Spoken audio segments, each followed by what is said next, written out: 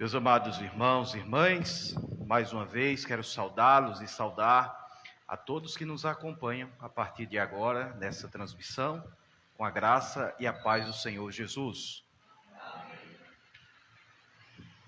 Leiamos o Evangelho de nosso Senhor Jesus Cristo, o Evangelho de hoje, do terceiro domingo da Páscoa.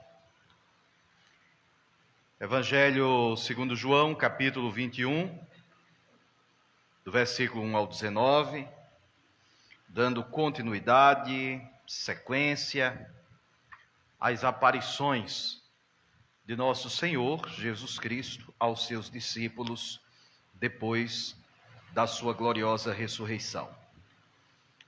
Evangelho segundo João, capítulo 21,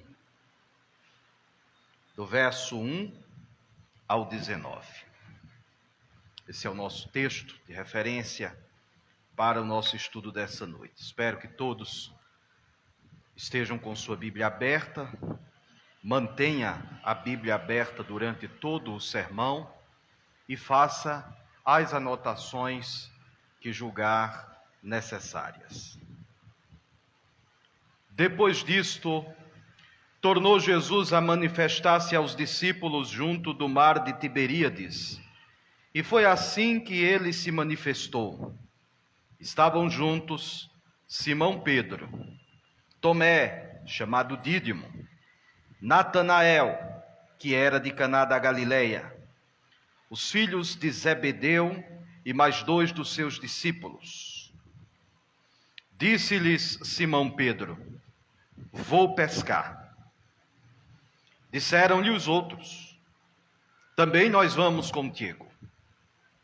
Saíram e entraram no barco, e naquela noite nada apanharam. Mas ao clarear da madrugada, estava Jesus na praia. Todavia os discípulos não reconheceram que era ele. Perguntou-lhes Jesus: filhos, tendes aí alguma coisa de comer? Responderam-lhe: não. Então lhes disse: lançai a rede à direita do barco e achareis. Assim fizeram, e já não podiam puxar a rede, tão grande era a quantidade de peixes. Aquele discípulo a quem Jesus amava disse a Pedro: é o Senhor. Simão Pedro, ouvindo que era o Senhor, cingiu-se com sua veste, porque se havia despido, e lançou-se ao mar. Mas os outros discípulos vieram no barquinho, puxando a rede com os peixes, porque não estavam distantes da terra, senão quase 200 côvados. Ao saltarem em terra, viram ali umas brasas, e em cima peixes, e havia também pão. Disse-lhes Jesus: trazei alguns dos peixes que acabastes de apanhar. Simão Pedro entrou no barco e arrastou a rede para a terra, cheia de 153 grandes peixes. E não obstante serem tantos, a rede não se rompeu. Disse-lhes Jesus: vinde, comei. Nenhum dos discípulos ousava perguntar-lhe: quem és tu? Porque sabiam que era o Senhor. Veio Jesus, tomou o pão e lhes deu, e de igual modo o peixe. E já era essa a terceira vez que Jesus se manifestava aos discípulos depois de ressuscitado dentre os mortos. Depois de terem comido, perguntou Jesus a Simão Pedro: Simão, filho de João, amas-me mais do que estes outros? Ele respondeu: sim, Senhor, tu sabes que te amo. Ele lhe disse: apacenta os meus cordeirinhos. tornou a perguntar-lhe pela segunda vez: Simão, filho de Jonas, tu me amas? Ele lhe respondeu: Sim, Senhor, tu sabes que te amo. Disse-lhe Jesus: Pastorei as minhas ovelhas. Pela terceira vez, Jesus lhe perguntou: Simão, filho de João, tu me amas? Pedro entristeceu-se por ele lhe ter dito pela terceira vez: Tu me amas? E respondeu-lhe: Senhor, tu sabes todas as coisas, tu sabes que eu te amo. Jesus lhe disse: Apacenta as minhas ovelhas. Em verdade te digo que quando eras mais moço, tu te cingias a ti mesmo e andavas por onde querias. Quando, porém, fores velho, estenderás as mãos e outro te cingirá e te levará para onde não queres. Disse isto para significar com que gênero de morte Pedro havia de glorificar a Deus. Depois de assim falar, acrescentou-lhe: Segue-me. Estas são palavras do Senhor. Meus amados irmãos e minhas irmãs, esta passagem diante de nós, ela é de fácil entendimento. A narrativa de João aqui é tão clara que não temos dificuldade de entender o que aqui foi dito e de compreender o sentido destas palavras ditas por Jesus aos seus discípulos, de modo especial a Pedro. O foco, a personagem principal desta história que nós acabamos de ler é Pedro. O espírito da profecia deste livro chama-nos a atenção para este homem, cuja vida nós vamos meditar nesta noite. No primeiro dia da semana, as mulheres foram ao túmulo de Jesus e depararam com a pedra removida. Quando entraram no túmulo, um anjo que estava posto do lado direito, no lugar onde haviam colocado o corpo de Jesus, pediu que elas não ficassem com medo, pois Jesus havia ressuscitado. Então o anjo deu àquelas mulheres a seguinte instrução. Marcos capítulo 16 e o versículo 7. Mas ide, dizei a meus discípulos e a Pedro, que ele vai adiante de vós para a Galileia. Ali o vereis, como ele mesmo vos disse. Desde o domingo da ressurreição, desde o domingo de Páscoa, desde a primeira notícia que chegou no cenáculo, trazida pelas mulheres que voltavam do túmulo depois desta visão angelical, que o nome Pedro se destaca dentre os demais. Dizei a meus discípulos e a Pedro. Ora, esta foi a terceira aparição de Jesus aos seus discípulos depois da ressurreição. A primeira foi no domingo de Páscoa, quando estavam todos trancados ali com medo, e Jesus chegou diante deles e os saudou: a paz seja convosco.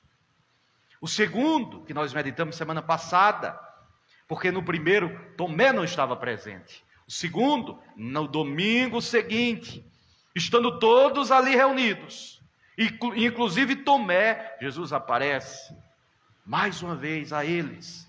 E naquele domingo, naquele dia, a aparição foi especialmente para Tomé. tema do sermão da semana passada. Do Tomé, que disse que só acreditava na ressurreição de Jesus se visse as suas feridas e se colocasse o dedo nelas. Em todas essas aparições, Pedro estava presente. Pedro testemunhou essas demais aparições do Senhor. Mas nesta aparição de hoje, o Senhor quis aparecer, quis ter um encontro especial com Pedro.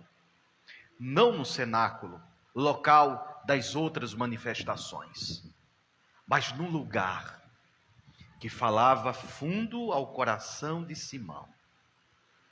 O mesmo lugar onde 3 anos antes, Jesus havia chamado ele para segui-lo, para deixar as redes, pois faria dele um pescador de homens.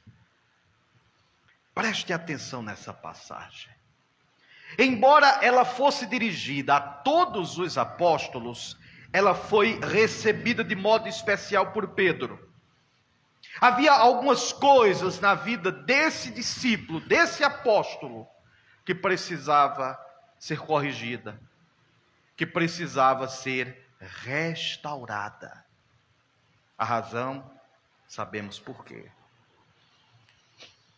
Depois de ter aparecido para os seus discípulos 2 vezes depois da ressurreição, Jesus manifestou-se a eles junto ao mar de Tiberíades, o mesmo lugar onde Pedro e outros discípulos trabalhavam como pescadores e foram chamados para o ministério 3 anos antes.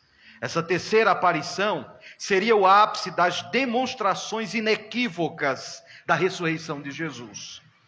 Essa viagem da Judeia para a Galileia, de Jerusalém para o mar de Tiberíades, deve ter sido marcante e com fortes emoções para Simão.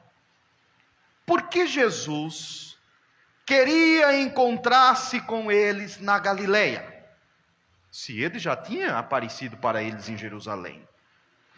Por que a menção especial do nome de Pedro? O que Jesus diria a Pedro depois de sua consumada covardia e reincidente negação? É debaixo desse turbilhão de sentimentos que Pedro diz aos seus companheiros de ministério. Versículo 3: vou pescar. Como Pedro era um líder, e como liderança é sobretudo influência, liderança é sobre influência, os outros também disseram: nós vamos contigo. Então eles saíram de Jerusalém, caminharam em direção ao lago de Tiberíades. Lá chegando, entraram no barco, passaram a noite no mar, mas naquela noite nada apanharam.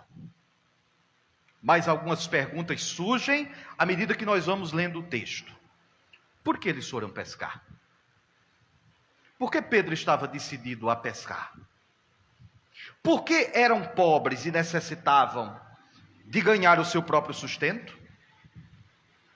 Por que queriam preencher o tempo se ocupando com algo que eles estavam acostumados a fazer, que eles sabiam fazer?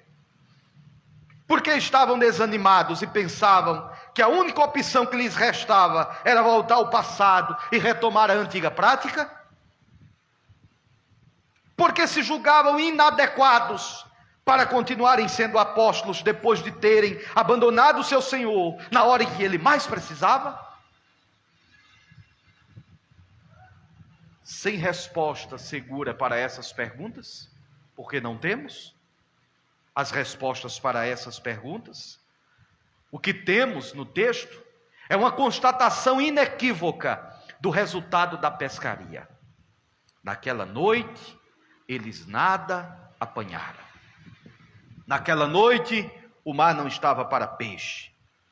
Eles tinham rompido todas as pontes com o passado, e o caminho era dali para frente, era dali adiante, e não uma jornada de marcha ré. Não tinha mais como retroceder, como voltar ao passado.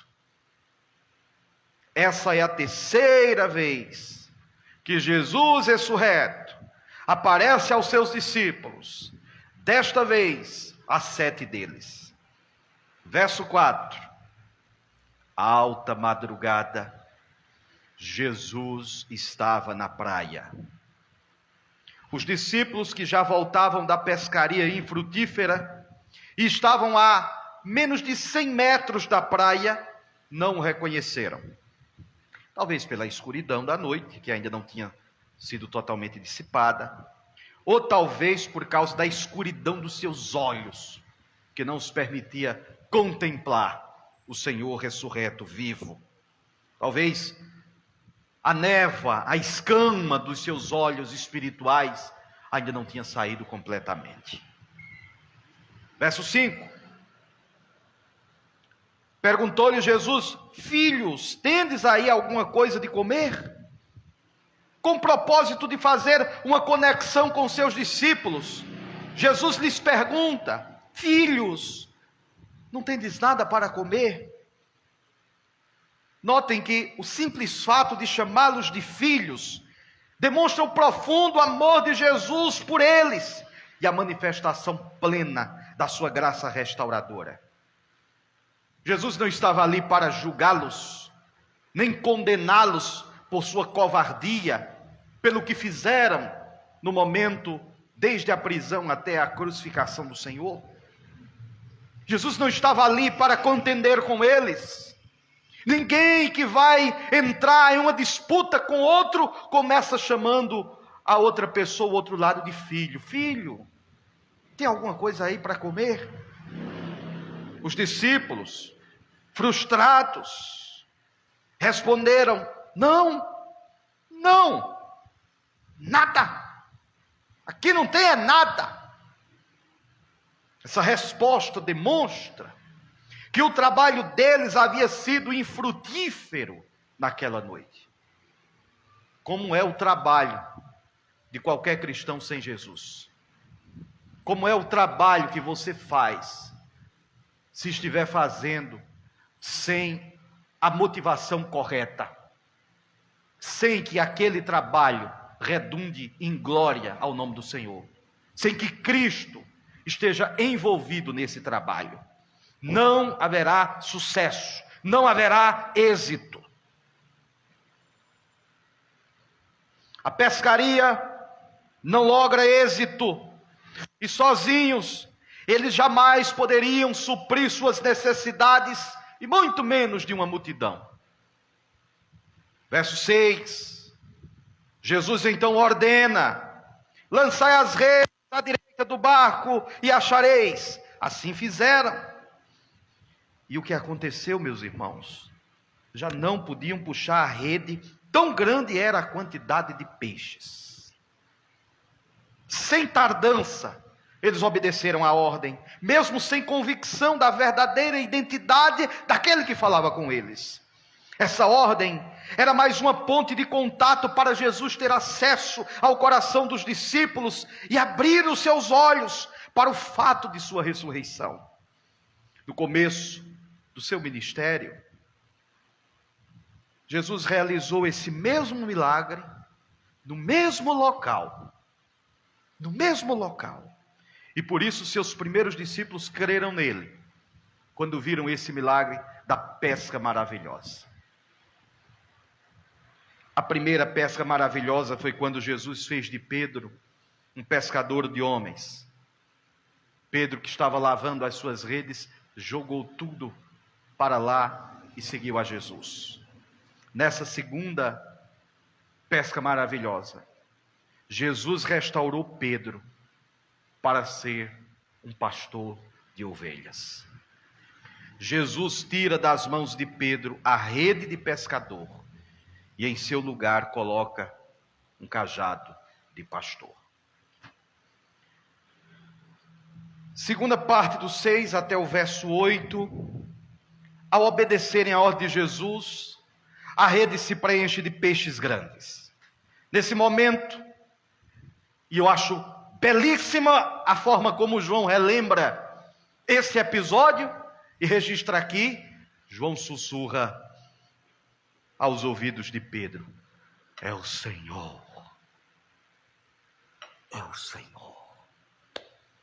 Ao dizer isso, Pedro não se contém, sem titubear, lança-se ao mar e corre a nado em direção a Jesus.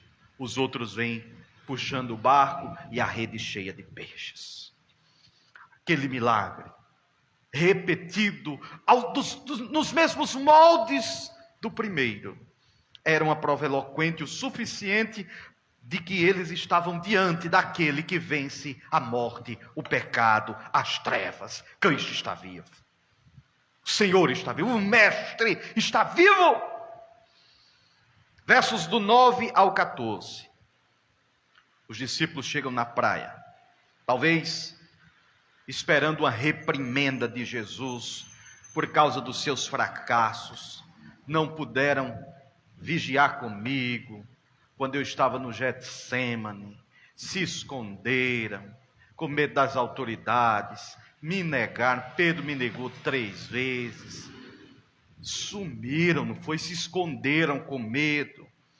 Mas ao invés disso, ao invés de repreensão, ao invés de censura, eles encontram um braseiro com peixes e pão quentinhos. O braseiro era para aquecê-los do frio, e o alimento para restaurar-lhes a força. Meus irmãos, pare um pouco aqui e me respondam, se puderem. Que Deus é esse? Que Deus é esse que no ápice da sua glória, glorificado no céu pelos anjos, adorado na terra pelos homens, temido no inferno pelos demônios, tendo consumado na cruz todo o plano eterno de Deus, e sido exaltado ao 3º dia pela sua gloriosa ressurreição, ainda gasta tempo com pequenos detalhes como esse, para um grupo de 7 pecadores, a ponto de se preocupar em aquecê-los do frio e de alimentá-los primeiro fisicamente, para depois tratá-los espiritualmente. Me responda se você puder. Que Deus é esse? Que Deus é esse?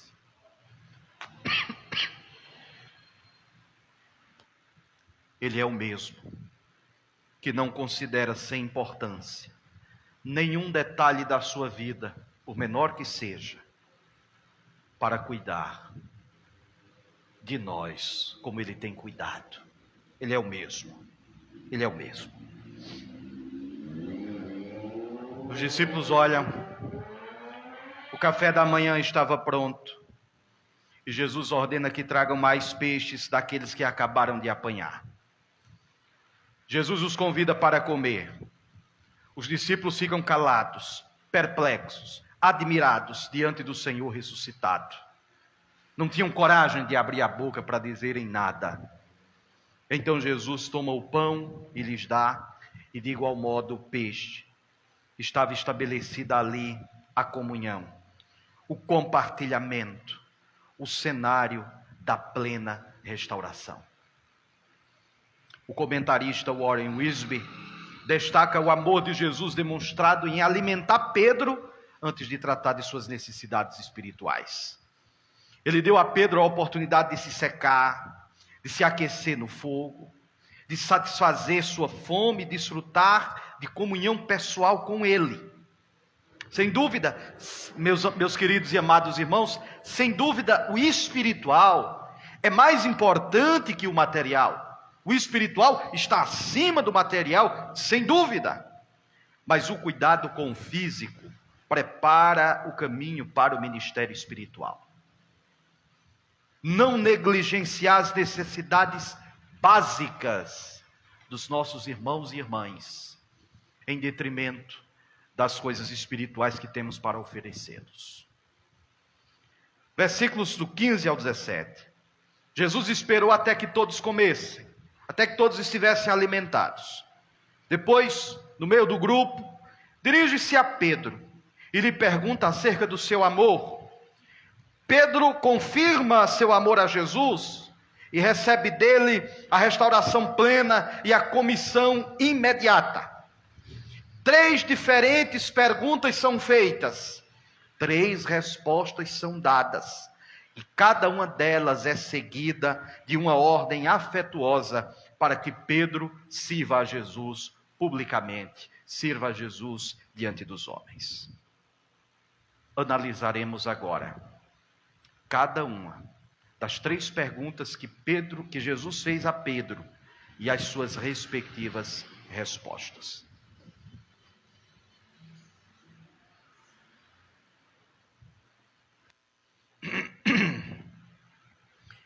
Observemos em primeiro lugar que Jesus se dirige a Pedro por seu nome original, seu nome de batismo. Simão, filho de Jonas. Lembrem-se que todo o propósito aqui deste encontro de Jesus com Pedro é a restauração. É restaurá-lo, como fizera, trazendo à tona o que acontecera 3 anos antes, que mudou a vida de Pedro para sempre. Simão, filho de João. 3 perguntas, porque 3 foram as vezes que Pedro negou Jesus. Para cada vez que Pedro negou, Jesus lhe deu a oportunidade de reafirmar o seu amor. Onde abundou o pecado, superabundou a graça. Cada pergunta feita por Jesus a Pedro tem revelações distintas. Primeiro, a primeira pergunta feita no meio do grupo chega a ser constrangedora. Simão, verso 15, Simão, filho de João, tu me amas mais do que estes? Por que Jesus perguntou assim? Por que Jesus constrangeu Pedro dessa forma? Porque Pedro havia se colocado acima dos seus companheiros, ao prometer a Cristo fidelidade irrestrita. Mateus capítulo 26, versículo 33. Veja como Pedro responde a Jesus na quinta-feira santa, ao final da Santa Ceia: ainda que todos te abandonem, eu nunca te deixarei. Com essa declaração, meus irmãos, Pedro se coloca acima de seus companheiros, ao prometer a Cristo uma fidelidade maior do que a dos demais. Pedro se considerava mais leal que seus companheiros, afirmou ser melhor do que eles e ter mais amor por Jesus, e um amor sacrificial, mais do que os outros. Mais do que isso, Pedro não apenas se coloca em uma posição de superioridade em relação a eles, mas também promete lealdade extrema. Ainda que seja necessário morrer contigo, de modo nenhum te negarei. Versículo 35 de Mateus 26. Ainda que seja necessário morrer, eu não te deixarei, não te negarei. Por essa razão, Jesus perguntou a Pedro se ele tinha coragem de reafirmar isso diante dos seus irmãos. Tu me amas mais do que eles? Prestem atenção a algumas palavras no original, que quando traduzida às vezes para o português perde um pouco o sentido, o propósito dessa palavra ter sido colocada no texto dessa forma. Existem 2 palavras em grego que têm a mesma equivalência de amor, só que num sentido diferente. A palavra que é usada aqui, por exemplo, por Jesus para perguntar a Pedro se ele o amava, é agapau. A palavra agapau, também literalmente traduzida por ágape, chamada de ágape, refere-se a um amor sacrificial. O amor que dá a vida pelo outro. Esse é o amor agapau. Há um outro verbo que se refere a amor, em grego, filéu. E filéu refere-se ao amor fraterno, ao amor que todos nós devemos ter uns pelos outros, o amor natural, a afeição natural. Quando eu digo que amo carne de bode, assado, guisado, de qualquer jeito, eu estou dizendo que eu filéu um bode. Eu amo, eu gosto, é uma afeição natural. É diferente de quando eu digo que amo a minha filha. É diferente de quando eu digo eu amo minha esposa. Aqui eu não uso o termo filéu, mas agapau. É um amor sacrificial. Então Jesus, quando se dirige a Pedro e pergunta se ele o ama, Pedro, tu agapau mais do que estes? Com isso, Jesus está perguntando a Pedro se ele reafirma tudo o que disse e prometeu na fatídica noite da sua prisão no Getsêmani.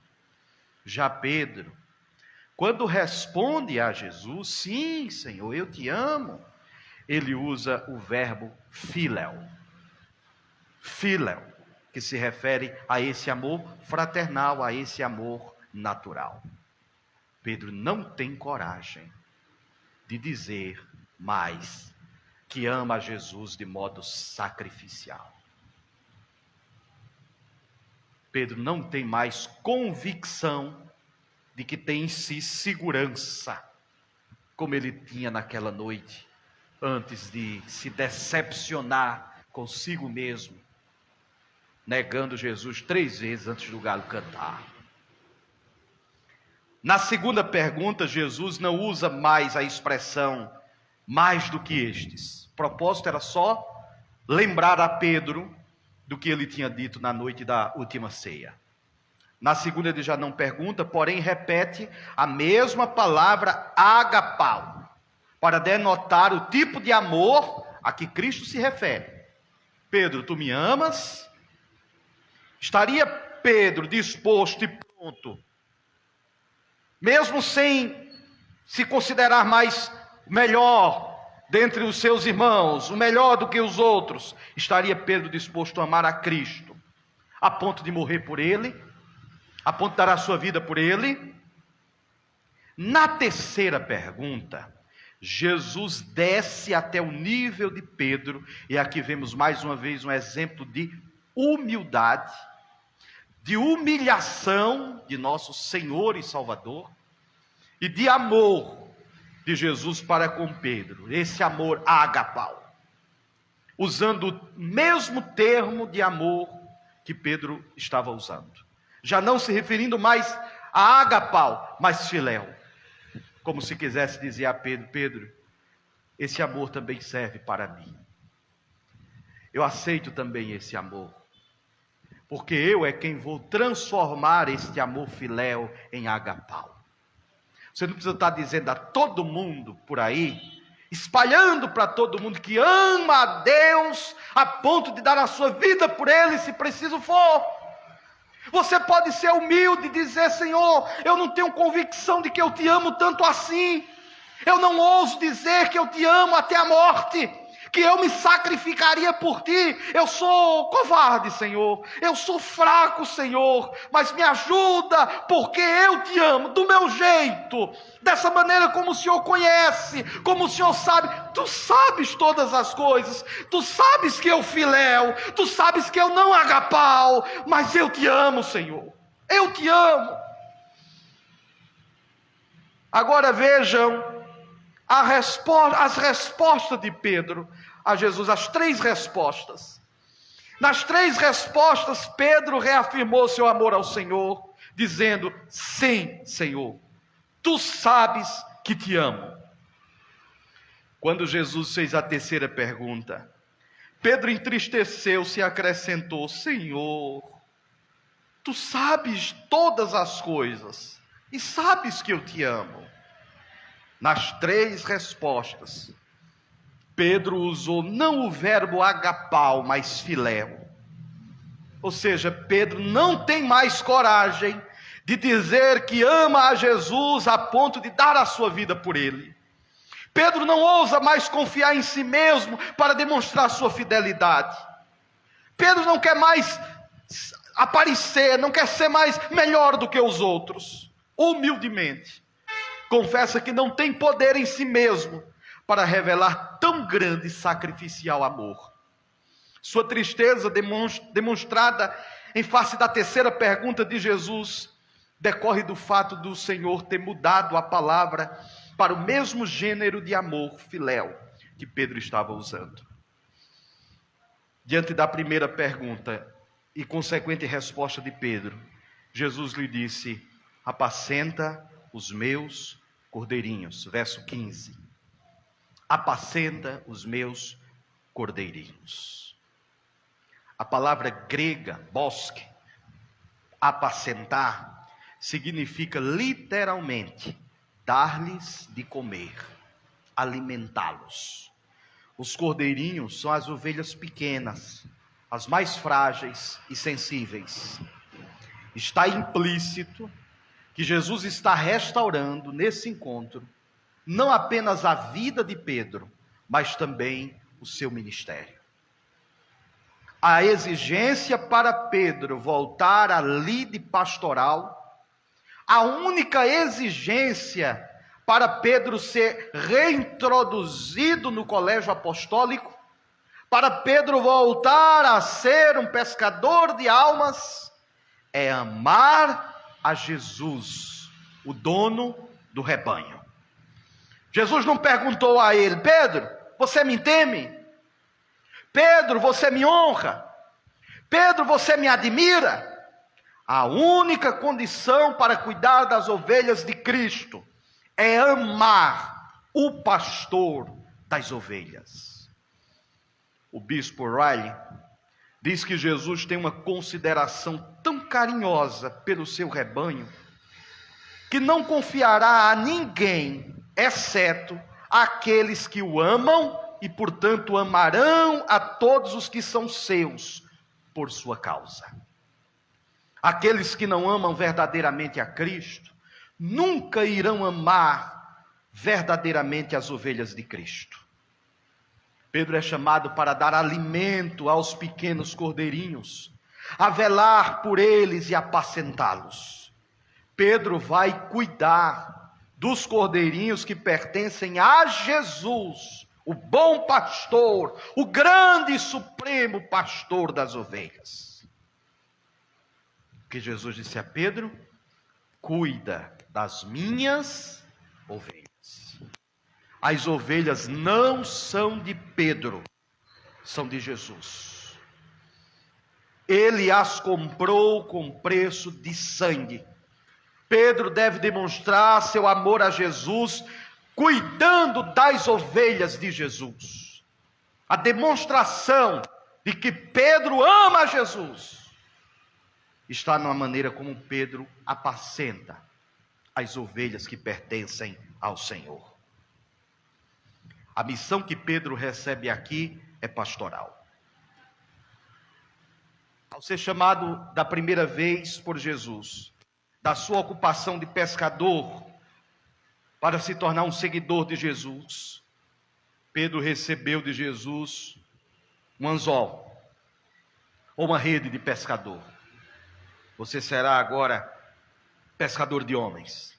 Aqui é acrescentado outro objeto a Pedro: um cajado de pastor. De pescador de homens para pastor de ovelhas. Que ministério tremendo é este, que nós, ministros do Evangelho, unidos a Pedro e aos apóstolos, temos recebido do Senhor. Que encargo difícil, que responsabilidade tão grande. A coisa melhor do mundo é você cuidar do que é seu. Se você sai daqui para Caruaru no seu carro, você vai na velocidade que quiser. Passa por buraco, faz a estripulia que quiser na estrada, não está nem aí se furar um pneu, se der um problema, o carro é seu.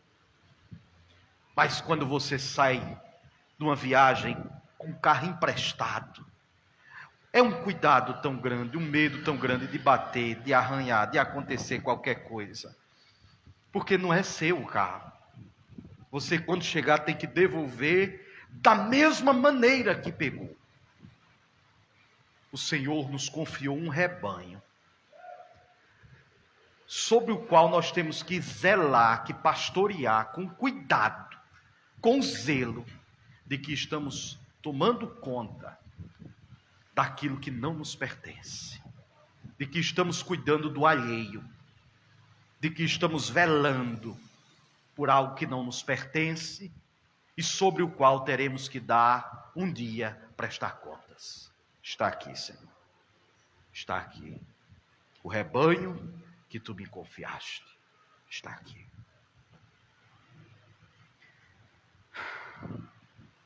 É estranho que teólogos católicos romanos usem essa passagem para estabelecer a primazia de Pedro como príncipe dos apóstolos, o primeiro pontífice, com direito de governo e autoridade sobre toda a cristandade, o Papa como sucessor de Pedro. Meus irmãos, Pedro nunca foi Papa. Pedro nunca foi Papa. Nem o Papa é sucessor de Pedro. A ordem de pastorear o rebanho de Deus é abrangente. Se você ler Atos capítulo 20, versículo 28, isso está claro. Mais claro do que a água. É um chamado abrangente e não um privilégio exclusivo de Pedro. O próprio Pedro reiterou que ele não era um pastor acima de outros pastores, mas um presbítero entre outros presbíteros. Em 1 de Pedro 5, do 1 ao 4. Então esta doutrina romanista, de que Pedro foi o primeiro Papa, e que o Papa de Roma é sucessor de Pedro, é heresia. Não se sustenta com base nas Escrituras Sagradas, e nem nas declarações do próprio Pedro.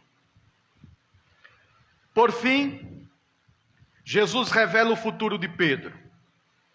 Jesus conhecia o passado de Pedro, e por isso estava tratando ele nesse dia, mas conhecia também o seu futuro.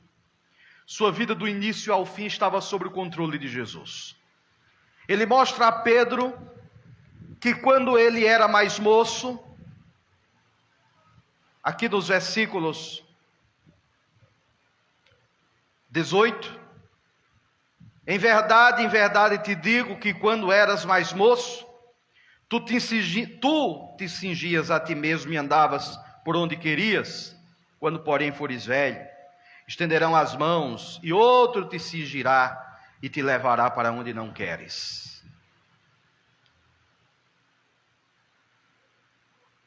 Ele mostra a Pedro que quando ele era mais moço, ele era um homem livre para tomar suas decisões.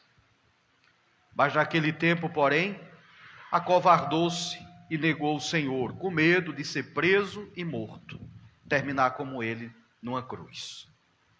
Contudo, quando for mais velho, você não terá mais liberdade de fugir desse destino.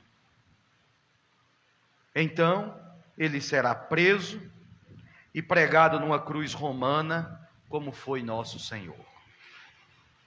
Depois de Cristo indicar a Pedro o trabalho que ele realizará como apóstolo, ele lhe indica a seguir o sofrimento que ele enfrentará. Por um lado, mostra a Pedro que privilégio tão grande está concedendo a ele. Graça abundante sobre a vida dele. Reconciliação. Pedro volta a ser membro do colégio apostólico e um dos principais líderes da igreja. Os primeiros capítulos de Atos dos Apóstolos, Pedro se destaca como pregador, como um homem cheio do Espírito Santo, como um homem cheio do poder de Deus. Pedro cumpre esse propósito, essa missão. Mas ao mesmo tempo que Jesus mostra os privilégios, o privilégio de ser um apóstolo, de ser um ministro do Senhor, mostra também aonde isso lhe levará. levará à prisão e à morte. É disso que Jesus estava falando. Verso 19, disse isso para significar com que gênero de morte Pedro havia de glorificar a Deus. Todos os apóstolos, exceto João, foram martirizados. Os historiadores da igreja afirmam que Pedro foi crucificado no final do governo de Nero, por volta do ano 68 depois de Cristo. Quando João escreveu o seu evangelho, este evangelho, Pedro provavelmente já tinha sido martirizado.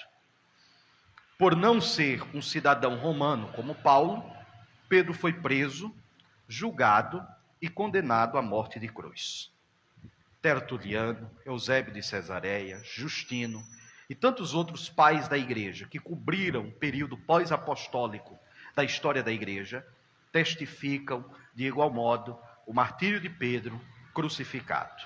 Mas um fato que nos chama a atenção, que vem da história eclesiástica do pai da igreja Eusébio de Cesareia, foi o modo como Pedro recebeu a notícia da sua sentença. Pedro foi tirado de sua cela, do seu calabouço, com correntes presas às mãos e aos pés, conduzido por um carrasco até o patíbulo, o local onde ele seria sentenciado e crucificado. Até esse momento, provavelmente Pedro ainda não sabia qual seria a forma de sua morte. Mas quando chegou lá, que viu a cruz, é dito pelo historiador da igreja que Pedro caiu em um pranto. Um pranto, um choro que ele não conseguia se conter. E os soldados começaram a rir, pensando que Pedro estava chorando com medo de morrer na cruz.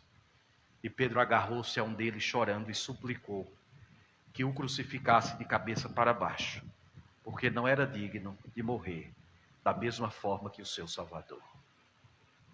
E assim foi feito. Jesus disse que a morte de Pedro seria para a glória de Deus. A morte pela qual, o modo pelo qual, o gênero de morte pelo qual Pedro havia de glorificar a Deus. A morte de Pedro não foi uma tragédia.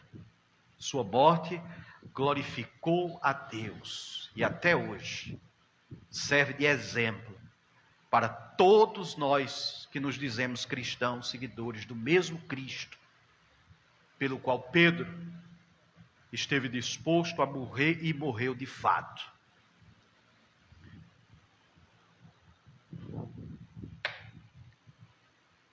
Meus irmãos, eu não sei o que é que o Senhor está exigindo de você nesses últimos tempos.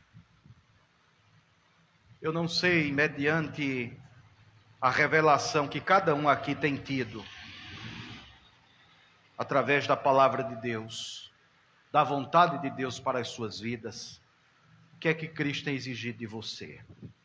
Eu sei de mim o que o Senhor tem exigido da minha parte, o que o Senhor tem me cobrado, e de forma mais acentuada nesses últimos dias.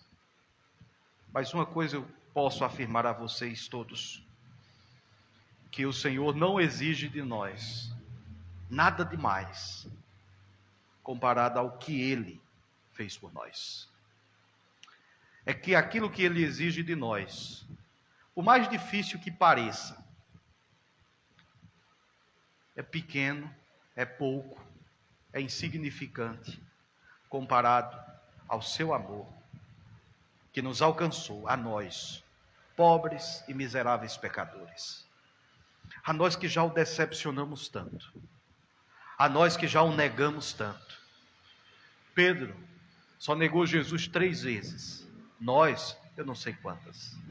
Ao longo de nossa vida temos feito isso.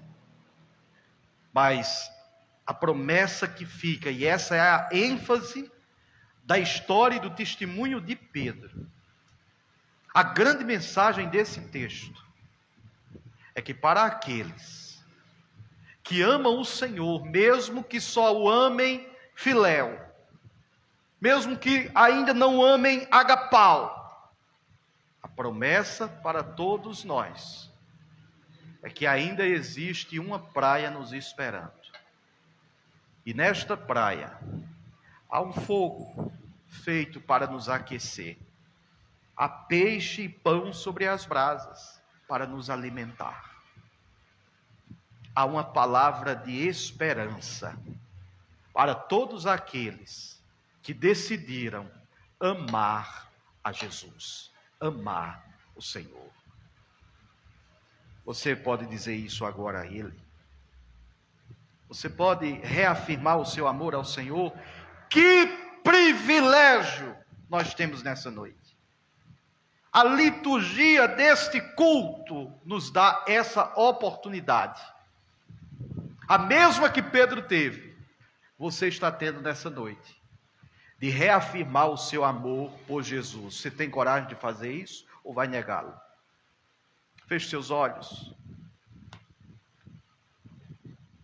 e responda ao Senhor que nos pergunta nesta noite: tu me amas? Tu me amas?